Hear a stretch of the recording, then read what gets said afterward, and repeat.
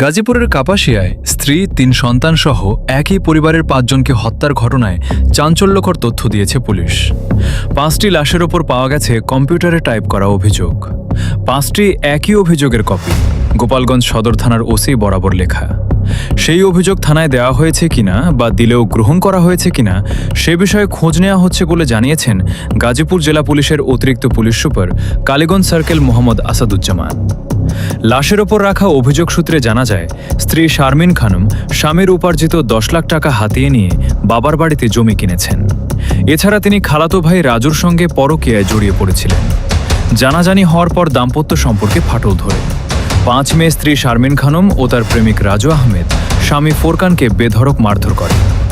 শুক্রবার ৮ মে রাতে গাজীপুরের কাপাসিয়া উপজেলার রাউতকোনা গ্রামের প্রবাসী মনির হোসেনের বাড়ি থেকে সন্দেহভাজন প্রাইভেট কার চালক পলাতক স্বামী ফোরকান মিয়ার স্ত্রী শারমিন ৩০, তাদের বড় মেয়ে মিম ১৫, মেয়ে মারিয়া ৮, মেয়ে ফারিহা ২ এবং শারমিনের ছোট ভাই রসুল মিয়ার ২২ লাশ উদ্ধার করা হয়। তাদের ৫ জনকে গলা কেটে হত্যা করা হয়। এ ঘটনায় ২ জনকে আটক করেছে পুলিশ। শনিবার ৯ মে দুপুরে বিষয়টি নিশ্চিত করেছেন গাজীপুরের police super Mohammad Sharifuddin. Police জানিয়েছে, সন্দেহভাজন ঘাতক পলাতক ফোরকান মিয়ার গাড়ির ব্যবসার সঙ্গে জড়িত ২ জনকে জিজ্ঞাসাবাদের জন্য আটক করা হয়েছে।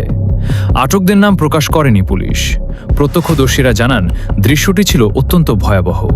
৩ সন্তানের গলা কাটা লাশ ঘরের মেঝেতে পাশাপাশি পড়েছিল।